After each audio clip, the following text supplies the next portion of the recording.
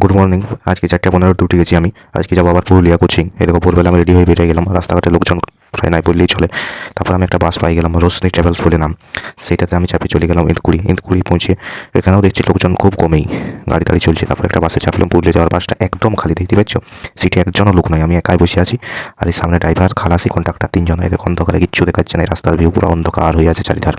তারপরে যেতে যেতে সকাল হয়ে গেল। এই দেখো কিন্তু কুয়াশা ছিল প্রচণ্ড কালকে। সকালে রাস্তার ভিউ দেখতে দেখতে আমি পৌঁছে গেলাম পুরুলিয়া আমার কোচিং আইটি পার্ক। তারপরে এখানে আমি ঢুকে গেলাম কোচিং করার জন্য। কোচিং করে বেরিয়ে গেলাম ওই সাহেব বাঁধের পাড় দিয়ে যেতে যেতে পৌঁছে গেলাম পুরুলিয়া বাস স্ট্যান্ড। পুরুলিয়া বাস স্ট্যান্ডে দেখো পুরো কাজ চলছে, তাই এখন প্রচণ্ড গাড়ি ভিড়।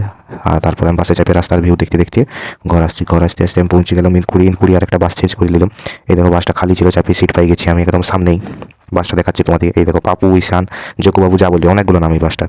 সেই বাসটাতে আমি ঘর চলে এলাম। তারপর রেডি হয়ে আজ আমি যাবো দোলাডাঙ্গা বাইকে করে ঘুরতে বেরিয়ে গেলাম। এই দেখো দোলাডাঙ্গা আমি যাচ্ছি, চারদিকে ভালো, রাস্তার ভিউ কি সুন্দর, যেতেই দারুণ লাগছিল দোলাডাঙ্গাটা। যদিও একটু দূর বটে, তাই দেখো পৌঁছে গেলাম দোলাডাঙ্গা। মুকুটমণিপুর ড্যামের এই প্রান্তটা পড়ন্ত বিকেল, কি সুন্দর। এই বছর জল, প্রচণ্ড জল আছে ড্যামের মধ্যে।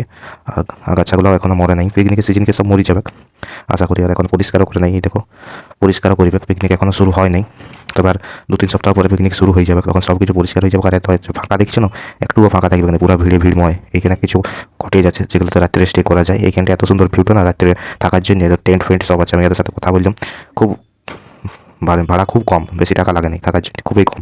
সাথে খাওয়া দাওয়া সব কিছু পাবে। তারপর ওইখান থেকে একটু আগে গেলেই পাবো আমরা সোনার বাংলা পার্ক।